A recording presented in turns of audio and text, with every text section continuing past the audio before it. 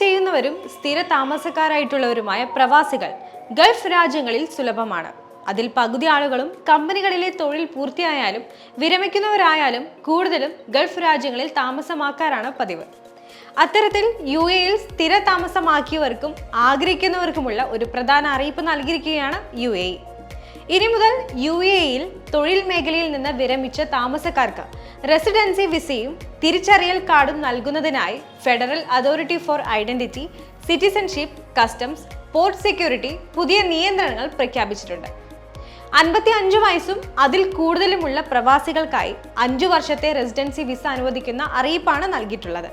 ഇത് പ്രകാരം 55 വയസ്സോ അതിൽ കൂടുതലോ പ്രായമുള്ള ജോലിയിൽ നിന്ന് വിരമിച്ച പ്രവാസികൾക്ക് UAE-യിൽ താമസിക്കാൻ 5 വർഷത്തെ റെസിഡൻസി വിസയ്ക്ക് അപേക്ഷിക്കാവുന്നതാണ്.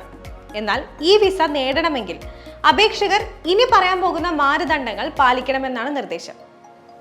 അതിൽ ഒന്നാമതായി അപേക്ഷകൻ UAE-ക്ക് അകത്തോ പുറത്തോ കുറഞ്ഞത് 15 വർഷമെങ്കിലും ജോലി ചെയ്തിരിക്കണം എന്നതാണ്.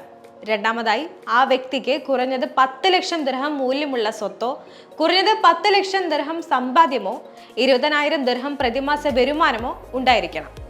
മൂന്നാമതായി കഴിഞ്ഞ 6 മാസത്തെ ബാങ്ക് സ്റ്റേറ്റ്മെന്റ് റെസിഡൻസി വിസയ്ക്ക് അപേക്ഷിക്കുന്നവർ സമർപ്പിക്കണം എന്നതാണ്.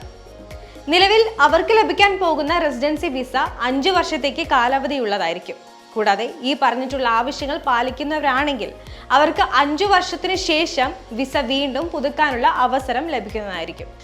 അതേസമയം റെസിഡൻസി പെർമിറ്റിനും UAE ID കാർഡ് നേടാനായും ICP-യുടെ ഔദ്യോഗിക വെബ്സൈറ്റിലൂടെയും UAE ICP എന്ന സ്മാർട്ട് ആപ്ലിക്കേഷനിലൂടെയും UAE പാസ് ഉപയോഗിച്ചുകൊണ്ട് ലോഗിൻ ചെയ്ത് അപേക്ഷിക്കാവുന്നതാണ്.